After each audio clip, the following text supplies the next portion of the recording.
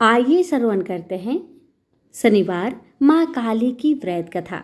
जो भक्त शनिवार को माँ काली का व्रत रखता है उस भक्त की हर मनोकामना माता अवश्य पूरी करती है। इस दिन व्रत में फलाहार लेना चाहिए, अन्न का सेवन नहीं करना चाहिए। शाम को काली उड़द की दाल की खिचड़ी खाकर व्रत खोलना चाहिए। नमक का सेवन नहीं करना चाहिए। शनिवार को पीपल के पेड़ के नीचे सरसों का तेल का दीपक काले तिल डालकर जलाना चाहिए और 7 बार परिक्रमा करनी चाहिए।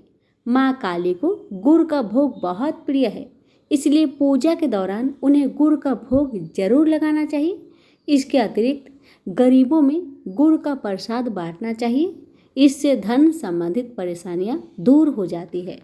भक्तों, काली माता की पूजा से पहले गणेश जी का ध्यान अवश्य करें और फिर माँ काली की पूजा करें। पूजन सामग्री में लाल कपड़ा, आसन, काली माता की फोटो, दीपक, सिंदूर, फूल, मिठाई, गुड़। अब आइए श्रवण करते हैं शनिवार माँ काली की व्रत कथा। एक समय दारुक नाम के पापी असुर ने ब्रह्मा जी की तपस्या करके उन्हें प्रसन्न कर लिया। ब्रह्मा जी से पाए वरदान के कारण दारुक अत्यंत बलशाली हो गया।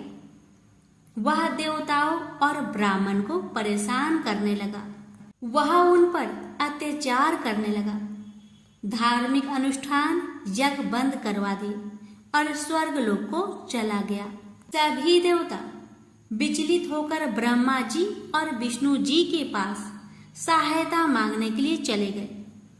ब्रह्मा जी ने बताया कि दारुक का नाश सिर्फ स्त्री के हाथ से हो सकता है। सभी बड़े देवता भी उससे युद्ध में हार चुके थे। अंत में यह निश्चय किया गया कि दारुक का वध भगवान शिव की पत्नी माता पार्वती करेगी। भगवान शिव ने अपना तीसरा नेत्र खोलकर भयानक और प्रचंड महाकाली को जन्म दिया। उनका शरीर काले रंग का था और माँ काली के माथे पर तीसरा नेत्र और चंद्र रेखा थी। उनके हाथों में त्रिशूल और कई प्रकार के अस्त्र शस्त्र थे। महाकाली के प्रचंड रूप को देखकर सभी देवता थर थर कांपने लगे और वहां से भागने लगे। युद्ध में दारुक महाकाली से पराजित हुआ और इस तरह उस दुष्ट का अंत हुआ। महाकाली के भयानक रूप से चारों तरफ अग्नि की भयानक लपटें उत्पन्न हो गई। महाकाली की क्रोध को सिर्फ भगवान शिव ही रोक सकते थे, इसलिए उन्होंने एक बालक का अवतार लिया। भगवान शिव शमशान पहुंचे और वहां बालक के रूप में लेटकर रोने लगे। छोटे बालक को देखकर महाकाली का क्रोध शांत हो गया। उनके हृदय में ममता भावना जागृत हो गई। उन्होंने शिव रूपी उस छोटे बालक को उठा लिया और अपने स्तनों से दूध पिलाने लगे। इस प्रकार से शिव जी ने उनके क्रोध को भी पी लिया। इस प्रकार महाकाली का भयानक और प्रचंड क्रोध शांत हुआ। उसके बाद महाकाली मूर्छित हो गई। उन्हें होश में लाने के लिए भगवान शिव ने तांडव नृत्य किया और होश में आने पर पुनः माता पार्वती के रूप में आ चुकी थी। माता पार्वती भगवान शिव का नृत्य देखकर नृत्य करने लगी, जिसके कारण उन्हें योगिनी के नाम से भी पुकारा जाता है। इसके अलावा महाकाली ने महिषासुर, चंडमुंड, रक्तबीज, शुभ, निशुंभ जैसे राक्षसों का वध किया। 10 महाविद्याओं में महाकाली प्रथम महाविद्या है। प्रेम से बोलिए काली माता की जय। बहुत समय पहले की बात है। एक राक्षस था जिसका नाम था दारुक। उसने ब्रह्मा जी को प्रसन्न करने के लिए बहुत ही कठिन तपस्या की और उसका तपस्या सफल भी हो गई। ब्रह्मा जी उसके तपस्या से प्रसन्न हो गए और उन्होंने दारुक को वरदान भी दिया कि उसकी मृत्यु केवल महिला के हाथों से ही होगी और कोई उसे मार नहीं पाएगा। ये वरदान पाकर राक्षस बहुत गदगद हो गया अपने आप को बहुत ही शक्तिशाली समझने लगा और अहंकार से भर गया। वो अपना ताकत का, वरदान का गलत फायदा उठाने लगा। उसने तो पहले ब्राह्मणों का जीना हराम कर दिया, फिर संतों का और फिर देवताओं का जीना मुश्किल कर दिया। उसने अपनी शक्ति से सारे अनुष्ठान को बंद करवा दिए और स्वर्ग पर भी अपना राज जमा कर बैठ गया। भक्तों, सारे देवता उससे लड़ने पर निराश होकर वापस लौट गए। तब ब्रह्मा जी ने बताया कि दारुक राक्षस सिर्फ किसी स्त्री के हाथों से ही मारा जा सकता है। तब सभी देवता मिलकर भगवान शिव जी के पास पहुंचे और दारुक राक्षस के आतंक के बारे में बताया। आतंक के बारे में सुनकर भगवान भोलेनाथ ने जगत जननी मां पार्वती की तरफ देखा और कहा, हे कल्याणी, जगत के हित के लिए और उस दारुक दैत्य के लिए तुमसे मैं प्रार्थना करता हूँ। इतना सुनते ही मां पार्वती मुस्कुरा उठी, लेकिन वह मुस्कान किसी साधारण स्त्री की नहीं, वह मुस्कान थी संपूर्ण सृष्टि को रचने वाली आदि शक्ति की। उन्होंने अपनी अंतर मन की दिव्य शक्ति का एक अंश भगवान शिव में प्रवेश करा दिया। यह कोई साधारण संयोग नहीं था, यह था धर्म की रक्षा के लिए देवी की अगला रूप लेने का प्रारंभ। भगवान शिव के गले से उस शक्ति का तेज प्रकट हुआ और तभी उन्होंने तीसरा नेत्र खोला। उसी नेत्र की अग्नि से उस दिव्य ज्वाला से प्रकट हुई मां। लेकिन अब भी वे सौम्य पार्वती नहीं थी, वो थी महाकाली, विकराल भयंकर रौद्र अपराजिता, जिनका तेज सूर्य से भी करोड़ों गुना अधिक था।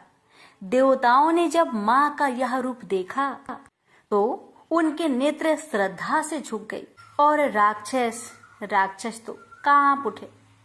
उनका दंभ, उनका अभिमान, उनकी शक्ति सब कुछ मां के उस दिव्य विकराल रूप के सामने तिनके की भांति लगने लगे। वे भागने लगे, छुपने लगे, परंतु कहाँ छुपते उस शक्ति से जो स्वयं संहार की देवी है। मां काली का शरीर अंधकार के समान काला था, लेकिन उस अंधकार में भी ब्रह्मांड का प्रकाश समाहित था। उनकी आंखों से ज्वालाएं निकलती रही थी और जब उन्होंने हुक्कार भरी तो जैसे सृष्टि का रोम रोम ठरा उठा। केवल एक हुक्कार से ही असंख्य दैत्यों का नाश हो गया। वे भस्म हो गए, जलकर राख हो गए। यह केवल शक्ति नहीं थी, यह धर्म की पुकार थी, यह अन्याय के अंत की घोषणा थी। भक्तों, मां काली के हुक्कार से ही सैकड़ों नहीं हजारों दैत्यों का संहार हो गया। उनका विकराल रूप और प्रचंड ऊर्जा को देखकर पृथ्वी कांप उठी, आकाश थरथरा गया और दिशाओं ने मौन ओढ़ लिया। उनका एक एक कदम प्रलय की घोषणा कर रहा था। सभी असुर जलकर भस्म हो गए थे, लेकिन मां का क्रोध, वह तो अभी उग्र था। उनके नेत्रों से ज्वालाएं निकल रही थी, उनका अंग अंग बिजली की तरह चमक रहा था। उनके इस प्रचंड रूप से सृष्टि का संतुलन बिगड़ने लगा। हवाएं तेज बहने लगी, पर्वत डोलने लगे और धरती पर जीवन संकट में आ गया। देवता जो अभी अभी उस राक्षसी आतंक से मुक्त हुए थे, अब मां के उस अनंत तेज से भयभीत हो उठे। वे पुनः दौड़कर भगवान भोलेनाथ के चरणों में गिरे और बोले, हे भगवान, हे नाथ, आप इस अग्नि रूपी को शांत करिए। तब वह दृश्य घटा जिसने इस ब्रह्मांड की सबसे महान शक्ति को भी ममतामय कर दिया। भोलेनाथ ने मां के उस विकराल रूप को शांत करने के लिए एक सरल उपाय किया। उन्होंने स्वयं एक बालक का रूप धारण कर लिया। वह कोई साधारण बालक नहीं था, वह था बटुक भैरव, नन्हा, निष्कलंक, मासूम, परंतु भीतर से वही शिव जो संहार के देवता है। उस बालक ने रोना शुरू किया। नन्हे नन्हे हाथ, आंखों से बहते आंसू और हृदय को चीर देने वाली करुणा ध्वनि, माँ माँ माँ। यह आवाज माँ काली के कानों तक पहुंची। उनकी ज्वलनशील आंखें अचानक स्थिर हो गई। वे पलट कर देखती है, एक मासूम बालक रो रहा है। माँ माँ माँ कह के उनकी सांसें रुक जाती है।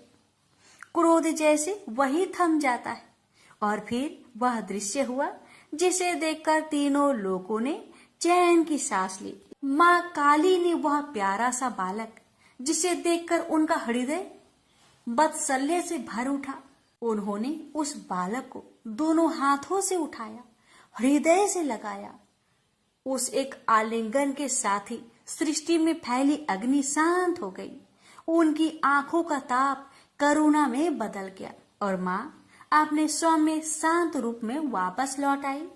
यह वही शक्ति है जो प्रलय ला सकती है, पर ममता के एक स्पर्श से थम भी जाती है। प्रेम से बोलिए जय माता दी।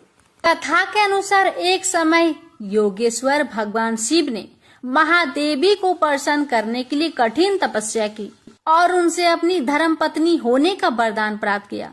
इसके बाद भगवान ब्रह्मा को यह अनुभव हुआ कि शीघ्र ही महादेवी वरदान के अनुसार स्वयं प्रकट होगी।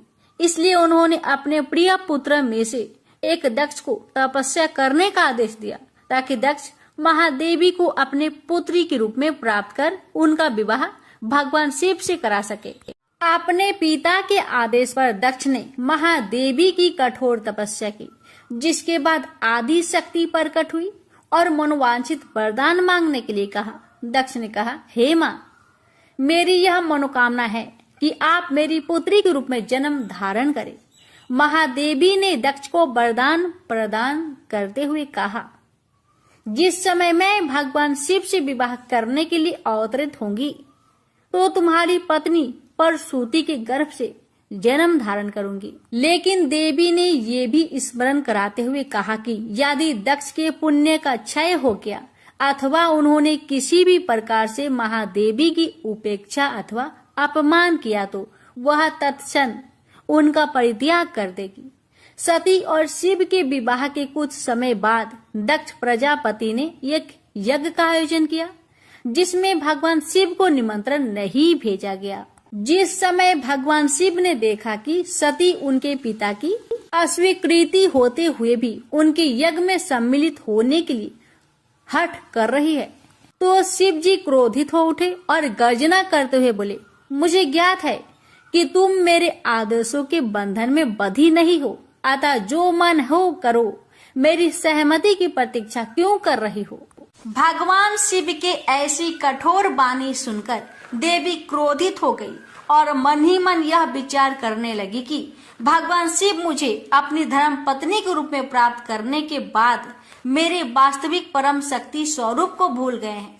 अतः मैं भगवान शिव और अपने गौरववंत पिता का त्याग कर कुछ समय के लिए अपने स्वरूप और अपनी लीला में स्थित रहूंगी। यह तय कर देवी ने महाकाली का भयंकर रूप धारण किया। ये श्याम वर्ण की देवी थी, जो दिगंबरी दिशाएं ही जिनका वस्त्र हो, लोल जिहा जिनकी जिहा बाहर की ओर लटकी तथा दांतों के मध्य दबी हुई हो, अस्त व्यस्त केशों बाली तथा नरमुंड माला धारण की हुई हो। इस भयंकर रूप में देवी का दर्शन कर भगवान शिव चिंतित हो गए, लेकिन वो उस स्थान से जाने का प्रयास करने लगे। अपने प्रिय भगवान शिव को नाराज होकर जाता देखकर देवी माँ ने कृपा करते हुए भगवान शिव को किसी भी दिशा में भागने से रोकने के लिए और सभी 10 दिशाओं को अवरुद्ध करने के लिए 10 भिन्न भिन्न रूप धारण किए और भगवती के प्रत्येक रूप ने एक एक दिशा को अवरुद्ध कर दिया। भगवान शिव जिस भी दिशा में जाने का प्रयास करते, उसी दिशा में देवी भयंकर रूप में उपस्थित होती थी। अंततः निकलने का कोई मार्ग न मिलने पर भगवान शिव ने अपने नेत्र बंद कर लिए। बाद में जिस समय उन्होंने नेत्र को खोला, देवी महाकाली अपने विकराल स्वरूप में उनके समक्ष खड़ी हुई थी। भगवान शिव ने प्रश्न किया, तुम श्यामा कृष्ण वर्ण वाली कौन हो? मेरी प्रिय सती कहाँ है? देवी ने हंसते हुए उत्तर दिया, क्या आप मुझे पहचान नहीं सकते? मैं आपकी प्रिय सती हूँ। मैं सृष्टि संहारकारिणी सूक्ष्म प्रकृति हूँ। आपकी अर्धांगिनी होने के कारण मैं गौर वर्ण अर्थात गौड़ी हो गई हूँ। जिन 10 देवियों का आप अपने चारों ओर दर्शन कर रहे हैं, वे भी मेरे ही विभिन्न रूप है। अतः हे महामते शंभु, आपको परेशान होने की आवश्यकता नहीं है। देवी सती ने चिंतित भगवान शिव से कहा, आपके समक्ष जो देवी है वह भीमनायन महाकाली है। आकाश अथवा अंतरिक्ष दिशा में तारा है, दाहिनी और चिन्ह मस्ता है। आपके बाई और भुवनेश्वरी है, आपके पीछे बगलामुखी है। दक्षिण पूर्व कोने में अग्निकोण में धूमावती है। दक्षिण पश्चिम कोने में नेतृत्व कोण में कमला है। उत्तर पश्चिम कोण में वायु कोण में मातंगी है। उत्तर पूर्व कोण में यानी ईशान कोण है, वहाँ षोडशी त्रिपुरी सुंदरी है। और मैं स्वयं आपके भीतर ही भैरवी के रूप में विद्यमान हूँ। अतः यदि आपकी इच्छा हो तो मैं उस अहंकारी दक्ष के यज्ञ का विध्वंस कर उसे पाठ पढ़ा सकती हूँ। भक्तों, इस प्रकार 10 महाविद्याओं की उत्पत्ति हुई थी। प्रेम से बोलिए जय माता दी। सुनिए माता रानी की दूसरी कथा। एक बार दैत्यों की शक्ति बहुत अधिक बढ़ गई। उन्होंने देवराज इंद्र का सिंहासन छीनकर सभी देवताओं को स्वर्ग से निकाल वहां अधिकार कर लिया। इन दैत्यों के राजा शुभ और निशुभ नामक 2 भाई थे। महिषासुर, रक्तबीज, चंड मुंड व धूम्रलोचन जैसे दर्जनों सेना नायक और करोड़ों दैत्य की सुसज्जित सेना उनके पास थी। पराजित देवताओं द्वारा प्रार्थना किए जाने पर आदिशक्ति भगवती भवानी ने दुर्गा के रूप में अवतरित होकर उन दैत्यों का संहार किया था। इस युद्ध के मध्य ही देवी दुर्गा ने अपनी सहायता के लिए अपने ललाट से एक अत्यंत शक्तिशाली और विकराल देवी को प्रकट किया। काली, कलिका, चामुंडा, महाकाली आदि इसी देवी के अनंत नामों में से कुछ नाम हैं। मातेश्वरी दुर्गा के अवतार धारण और उनके द्वारा शुभ निशुभ की संपूर्ण सेना के विनाश की कथा काफी लंबी है। जब भगवती भवानी दुर्गा ने शुभ निशुंभ के सेनापति धूम्रलोचन को सेना सहित यमपुरी पहुंचा दिया तो दैत्यराज शुभ ने चंड मुंड को आदेश दिया कि वो देवी को पकड़कर उसके पास लाए। आज्ञा पाते ही दैत्यों ने जगदम्बा दुर्गा को चारों ओर से घेर लिया और उन्हें पकड़ने मारने की चेष्टा करने लगे। यह देख देवी को बहुत क्रोध आया। क्रोध के कारण उनका मुखमंडल काला पड़ गया, भवें वक्र हो उठी। उसी समय उनकी भौवें के मध्यवर्ती भाग और ललाट से विकराल मुख वाली काली नामक देवी प्रकट हुई। अत्यंत भयंकर और शक्तिशाली होने के बावजूद काली माँ का शरीर अत्यंत कृशकाय था। उनके शरीर में नाम मात्र का मांस था, केवल अस्थि पंजर नजर आता था, जिससे वे अत्यंत भयावह दिखाई पड़ रही थी। काली, कालिका, महाकाली, चामुंडा और चामुंडा आदि नामों से विख्यात 4 भुजा वाली यह देवी अपने हाथों में तलवार, पास और विचित्र खड्ग धारण किए हुए थी। वह चीते की चमड़े की साड़ी पहने नर मुंडों की माला से अलंकृत थी। भवानी दुर्गा के मस्तक से प्रकट होने के बावजूद काली माँ का स्वरूप अत्यंत विकराल था। वे काफी लंबी पतली थी और किसी भी वाहन पर सवार नहीं थी।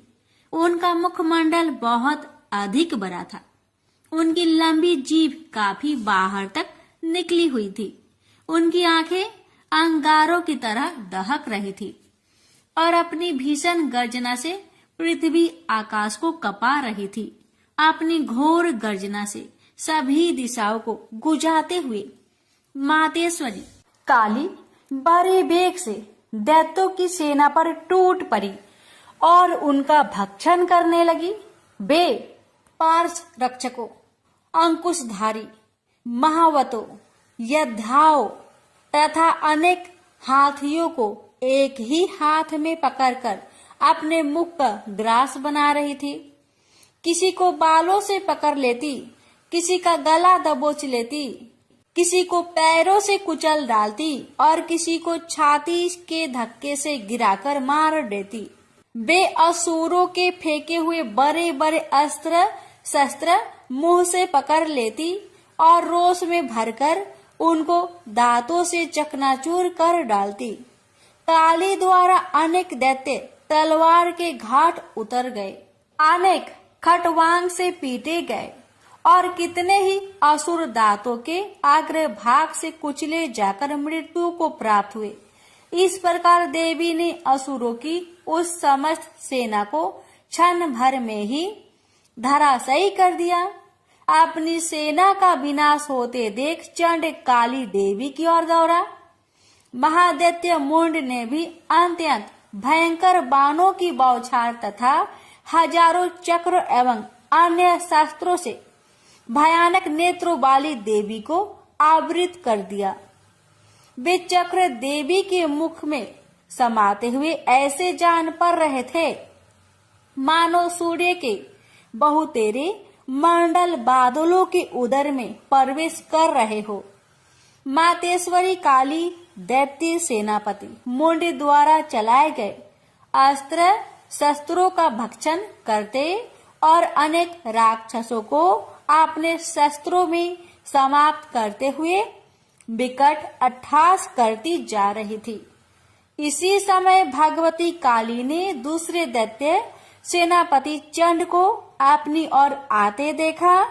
क्रोध में भरकर काली माई ने चंड पर आक्रमण कर दिया।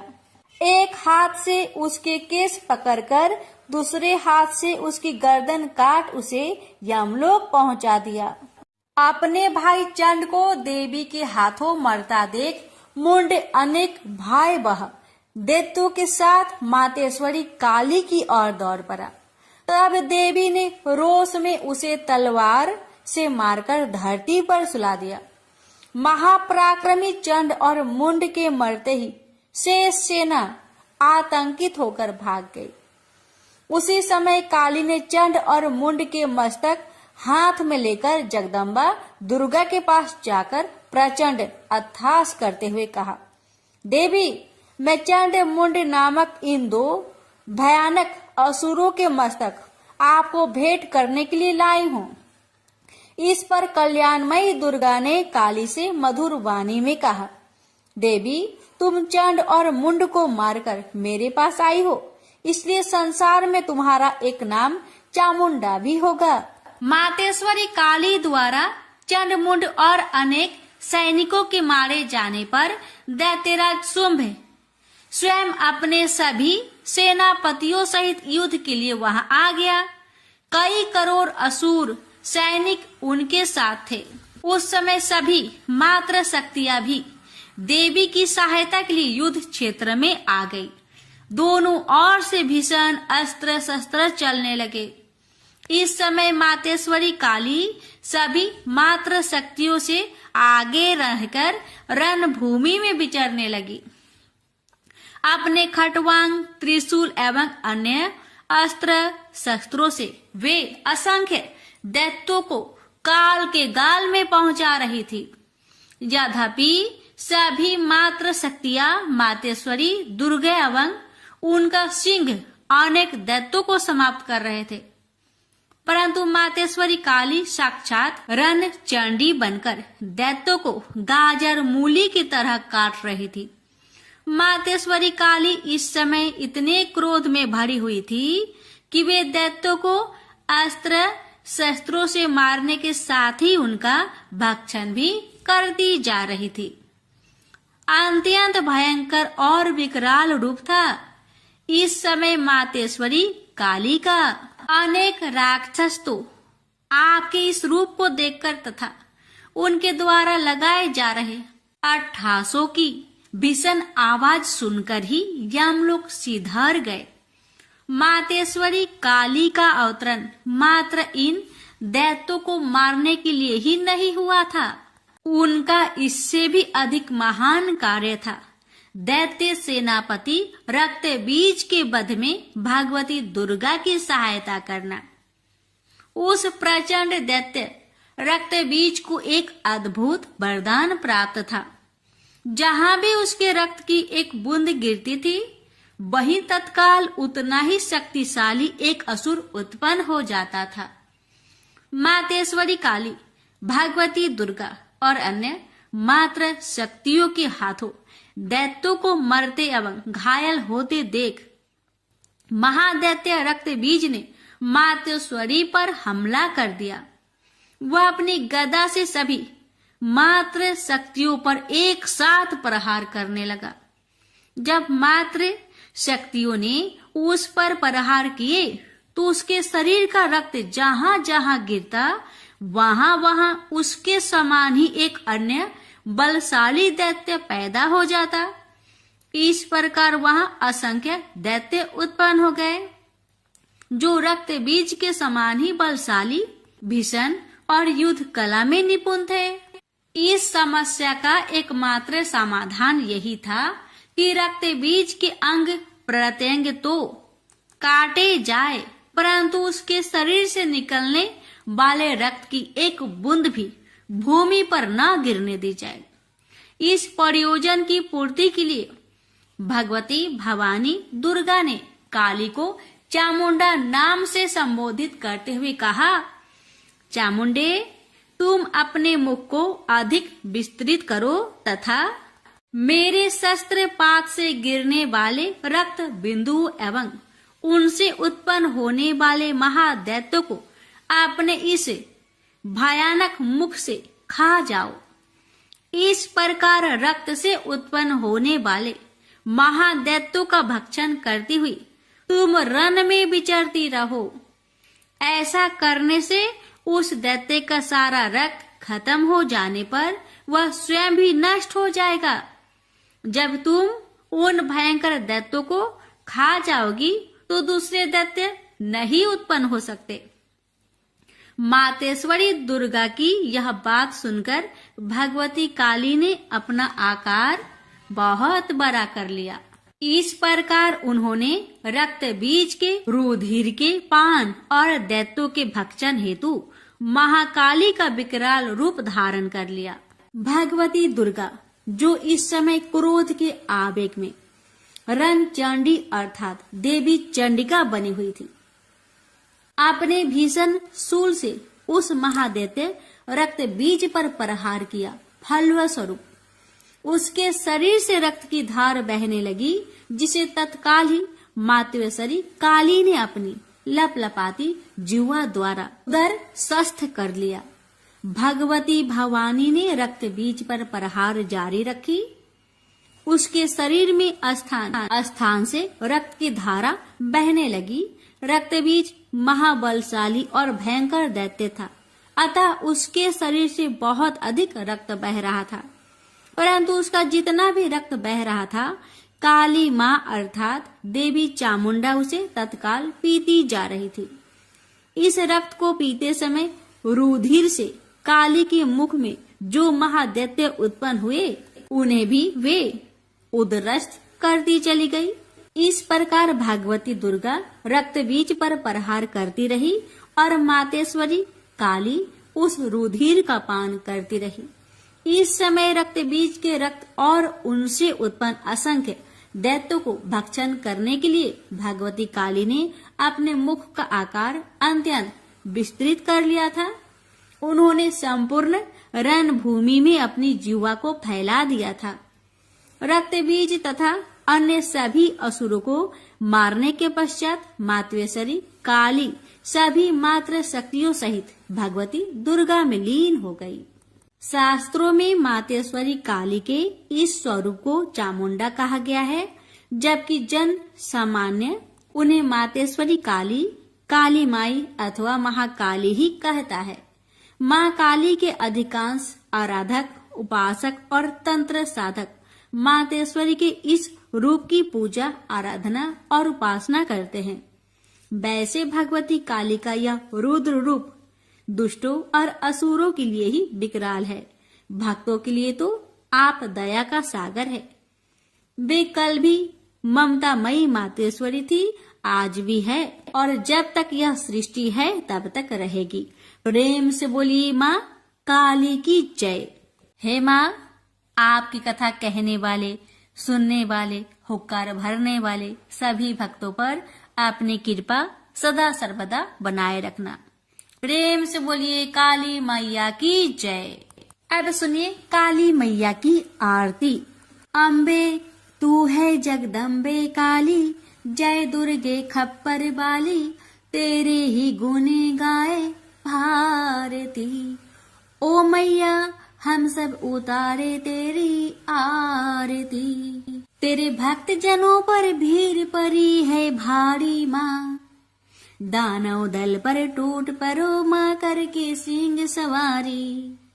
100 सिंहों से बलशाली, अष्टभुजाओं भाली, दुष्टों को पल में संहारती। ओ मैया हम सब उतारे तेरी आरती। अम्बे तू है जगदम्बे काली, जय दुर्गे खप्पर बाली, तेरे ही गुने गाए भारती। ओ मैया हम सब उतारे तेरी आरती। माँ बेटी का है इस जग में बड़ा ही निर्मल नाता, पूत कपूत सुने है परी, ना माता सुनी कुमाता। सब पे करुणा दर्शाने वाली, अमृत बरसाने वाली, दुखियों के दुख रेने वारती। ओ मैया हम सब उतारे तेरी आरती। अम्बे तू है जगदम्बे काली, जय दुर्गे खप्पर वाली, तेरे ही गुने गाए भारती। ओ मैया हम सब उतारे तेरी आरती। नहीं मांगते धन और दौलत, ना चांदी ना सोना, हम तो मांगे माँ तेरी मन में एक छोटा सा कोना। सबकी बिगड़ी बनाने वाली, लाजे बचाने वाली, सतियों के सत्य को संवारती। ओ मैया हम सब उतारे तेरी आरती। अम्बे तू है जगदम्बे काली, जय दुर्गे खप्पर वाली, तेरे ही गुने गाए भारती। ओ मैया हम सब उतारे तेरी आरती। चरण शरण में खड़े तुम्हारी ले पूजा की थाली, बरद हस्ते सर पर रख दो माँ संकट हरने वाली। माँ भर दो भक्ति रस प्याली, अष्टभुजाओ बाली, भक्तों के कारज तू ही सारती। ओ मैया हम सब उतारे तेरी आरती। अम्बे तू है जगदम्बे काली, जय दुर्गे खप्पर वाली, तेरे ही गुने गाए भारती। ओ मैया हम सब उतारे तेरी आरती। प्रेम से बोलिए काली मैया की जय। शनिवार व्रत कथा। एक समय स्वर्ग लोक में सबसे बड़ा कौन के प्रश्न पर 9 ग्रहों में वाद विवाद हो गया। विवाद इतना बढ़ा कि परस्पर भयंकर युद्ध की स्थिति बन गई। निर्णय के लिए सभी देवता देवराज इंद्र के पास पहुंचे और बोले, हे देवराज, आपको निर्णय करना होगा कि हम में से सबसे बड़ा कौन है। देवताओं का प्रश्न सुनकर देवराज इंद्र उलझन में पड़ गए। इंद्र बोले, मैं इस प्रश्न का उत्तर देने में असमर्थ हूँ। हम सभी पृथ्वी लोक में उज्जैनी नगरी में राजा विक्रमादित्य के पास चलते हैं। देवराज इंद्र सहित सभी ग्रह देवता उज्जैनी नगरी पहुंचे। महल में पहुंचकर जब देवताओं ने उनसे अपना प्रश्न पूछा तो राजा विक्रमादित्य भी कुछ देर के लिए परेशान हो उठे, क्योंकि सभी देवता अपनी अपनी शक्तियों के कारण महान थे। किसी को भी छोटा या बड़ा कह देने से उनके क्रोध के प्रकोप से भयंकर हानि पहुंच सकती थी। अचानक राजा विक्रमादित्य को एक उपाय सूझा और उन्होंने विभिन्न धातुओं, स्वर्ण, रजत, चांदी, कांसा, ताम्र यानी तांबा, सीसा, रांगा, जस्ता, आभरक व लोहे के 9 आसन बनवाए। धातुओं के गुणों के अनुसार सभी आसनों को एक दूसरे के पीछे रखवाकर उन्होंने देवताओं को अपने अपने सिंहासन पर बैठने के लिए कहा। देवताओं के बैठने के बाद राजा विक्रमादित्य ने कहा, आपका निर्णय तो स्वयं हो गया। जो सबसे पहले सिंहासन पर विराजमान है वही सबसे बड़ा है। राजा विक्रमादित्य के निर्णय को सुनकर शनि देवता ने सबसे पीछे आसन पर बैठने के कारण अपने को छोटा जानकर क्रोधित होकर कहा, राजा विक्रमादित्य, तुमने मुझे सबसे पीछे बैठाकर मेरा अपमान किया है। तुम मेरी शक्तियों से परिचित नहीं हो, मैं तुम्हारा सर्वनाश कर दूंगा। शनि ने कहा, सूर्य एक राशि पर 1 महीने, चंद्रमा 2.25 दिन, मंगल 1.5 महीने, बुध और शुक्र 1 महीने, बृहस्पति 13 महीने रहते हैं, लेकिन मैं किसी राशि पर 7.5 वर्ष 7.5 तक रहता हूँ। बड़े बड़े देवताओं को मैंने अपने प्रकोप से पीड़ित किया है। राम को 7.5 के कारण ही वन में जाकर रहना पड़ा और रावण को 7.5 के कारण ही युद्ध में मृत्यु का शिकार बनना पड़ा। राजा, तू भी मेरे प्रकोप से नहीं बच सकेगा। इसके बाद अन्य ग्रहों के देवता तो प्रसन्नता के साथ चले गए, परंतु शनिदेव बड़े क्रोध के साथ वहां से विदा हुए। राजा विक्रमादित्य पहले की तरह ही न्याय करते रहे। अन्य राज्यों में सभी स्त्री पुरुष बहुत आनंद से जीवन यापन कर रहे थे। कुछ दिन ऐसे ही बीत गए। उधर शनि देवता अपने अपमान को भूले नहीं थे। विक्रम आदित्य से बदला लेने के लिए एक दिन शनिदेव ने घोड़े के व्यापारी का रूप धारण किया और बहुत से घोड़े के साथ उज्जैनी नगरी पहुंचे।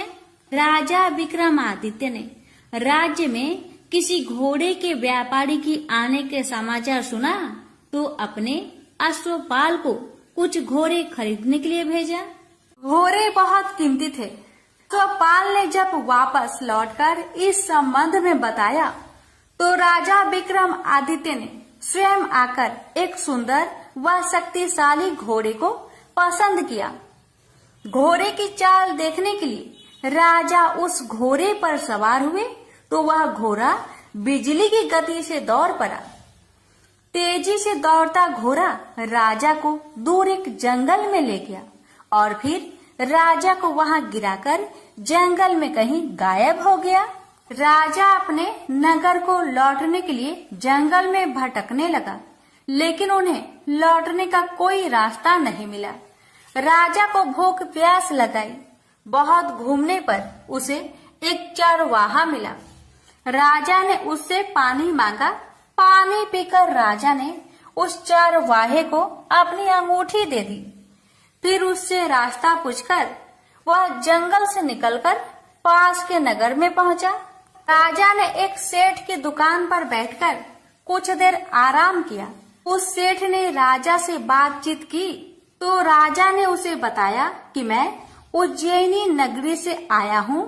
राजा के कुछ देर दुकान पर बैठने से सेठ जी की बहुत बिक्री हुई। सेठ ने राजा को बहुत भाग्यवान समझा और खुश होकर उसे अपने घर भोजन के लिए ले गया। सेठ के घर में सोने का एक हार खूंटी पर लटका हुआ था। राजा को उस कमरे में छोड़कर सेठ कुछ देर के लिए बाहर गया। तभी एक आश्चर्यजनक घटना घटी। राजा के देखते देखते सोने के उस हार को खूंटी निकल गई। सेठ ने कमरे में लौटकर हार को गायब देखा तो चोरी का संदेह राजा पर ही किया, क्योंकि उस कमरे में राजा ही अकेला बैठा था। सेठ ने अपने नौकरों से कहा कि इस परदेशी को रस्सियों से बांधकर नगर के राजा के पास ले चलो। राजा ने विक्रमादित्य से हार के बारे में पूछा तो उसने बताया कि उसके देखते ही देखते खूंटी ने हार को निगल लिया था। इस पर राजा ने क्रोधित होकर चोरी करने के अपराध में विक्रमादित्य के हाथ पांव कटवाने का आदेश दे दिया। राजा विक्रमादित्य के हाथ पांव काटकर उसे नगर के सड़क पर छोड़ दिया गया। कुछ दिन बाद एक तेली उसे उठाकर अपने घर ले गया और उसे अपने कोल्हू पर बैठा दिया। राजा आवाज देकर बैलों को हाँकता रहता। इस तरह तेली का बैल चलता रहा और राजा को भोजन मिलता रहा। शनि के प्रकोप की 7.5 पूरी होने पर वर्षा ऋतु आरंभ हुई। राजा विक्रमादित्य एक रात मेघ मल्हार गा रहा था कि तभी नगर के राजा की लड़की राजकुमारी मोहिनी रथ पर सवार उस तेली के घर के पास से गुजरी। उसने मेघ मल्हार सुना तो उसे बहुत अच्छा लगा और दासी को भेजकर गाने वाले को बुला लाने को कहा। दासी ने लौटकर राजकुमारी को अपंग राजा के बारे में सब कुछ बता दिया। राजकुमारी उसके मेघ मल्हार से बहुत मोहित हुई, अतः उसने सब कुछ जानकर भी अपंग राजा से विवाह करने का निश्चय कर लिया। राजकुमारी ने अपने माता पिता से जब यह बात कही तो वे हैरान रह गए। रानी ने मोहिनी को समझाया, बेटी तेरे भाग्य में तो किसी राजा की रानी होना लिखा है, फिर तू उस अपंग से विवाह करके अपने पांव पर कुल्हाड़ी क्यों मार रही है। राजकुमारी ने अपनी जिद नहीं छोड़ी। अपनी जिद पूरी करने के लिए उसने भोजन करना छोड़ दिया और प्राण त्याग देने का निश्चय कर लिया। आखिर राजा रानी को विवश होकर अपंग विक्रमादित्य से राजकुमारी का विवाह करना पड़ा। विवाह के बाद राजा विक्रमादित्य और राजकुमारी तेली के घर में रहने लगे। उस रात स्वप्न में शनिदेव ने राजा से कहा, राजा तुमने मेरा प्रकोप देख लिया, मैंने तुम्हें अपने अपमान का दंड दिया है। राजा ने शनिदेव से क्षमा करने को कहा और प्रार्थना की, हे शनिदेव, आपने जितना दुख मुझे दिया है अन्य किसी को न देना। शनिदेव ने कुछ सोचकर कहा, राजा मैं तुम्हारी प्रार्थना स्वीकार करता हूँ। जो कोई स्त्री पुरुष मेरी पूजा करेगा, शनिवार को व्रत करके मेरी व्रत कथा सुनेगा, उस पर मेरी अनुकंपा बनी रहेगी। प्रातः काल राजा विक्रमादित्य की नींद खुली तो अपने हाथ पांव देखकर राजा को बहुत खुशी हुई। उसने मन ही मन शनिदेव को प्रणाम किया। राजकुमारी भी राजा के हाथ पांव सही सलामत देखकर आश्चर्य में डूब गई। राजा विक्रमादित्य ने अपना परिचय देते हुए शनिदेव के प्रकोप की सारी कहानी सुनाई। सेठ को जब इस बात का पता चला तो दौड़ता हुआ तेली के घर पहुंचा और राजा के चरणों में गिरकर क्षमा मांगने लगा। राजा ने उसे क्षमा कर दिया क्योंकि यह सब तो शनिदेव के प्रकोप के कारण हुआ था। सेठ राजा को अपने घर ले गया और उसे भोजन कराया। भोजन कराते समय वहाँ एक आश्चर्यजनक घटना घटी। सबके देखते देखते उस खूंटी ने हार उगल दिया। सेठ जी ने अपनी बेटी का विवाह भी राजा के साथ कर दिया और बहुत से स्वर्ण आभूषण धन आदि देकर राजा को विदा किया। राजा विक्रमादित्य राजकुमारी मोहिनी और सेठ की बेटी के साथ उज्जैनी पहुँचे तो नगर वासियों ने हर्ष से उनका स्वागत किया। अगले दिन राजा विक्रमादित्य ने पूरे राज्य में घोषणा कराई कि शनिदेव सब देवों में सर्वश्रेष्ठ है। प्रत्येक स्त्री पुरुष शनिवार को उनका व्रत करे और व्रत कथा अवश्य सुने। राजा विक्रमादित्य की घोषणा से शनिदेव बहुत प्रसन्न हुए। शनिवार का व्रत करने और व्रत कथा सुनने के कारण सभी लोगों की मनोकामनाएं शनिदेव की अनुकंपा से पूरी होने लगी। सभी लोग आनंद पूर्वक रहने लगे। प्रेम से बोलिए शनि महाराज की जय हो। एक ब्राह्मण को सपने में नीली घोड़ी पर नीली कपड़े पहने एक आदमी दिखाई देता था और कहता है, हे ब्राह्मण देवता, मैं तेरे लगूंगा। ब्राह्मण घबरा कर उठ गया। अगले दिन यही सपना उसे फिर आता है। यह सपना उसे रोज आने लगा। वह परेशान हो गया और चिंता के मारे दुबला होने लगा। उसकी पत्नी ने कारण पूछा तो उसने सपने के बारे में बताया। ब्राह्मणी बोली, वे अवश्य ही शनि महाराज होंगे। आपकी बार दिखे तो कहना लग जाओ, पर सवा पहर से ज्यादा मत लगना। उस दिन सपने आने पर ब्राह्मण ने कहा, लग जाओ, पर कितने समय के लिए लगोगे? शनि जी बोले, 7.5 वर्ष का लगूंगा। ब्राह्मण ने कहा, क्षमा करे शनि जी, इतना भारी तो मुझसे झेला नहीं जाएगा। तब शनि जी बोले, तो 5 वर्ष का लग जाऊंगा।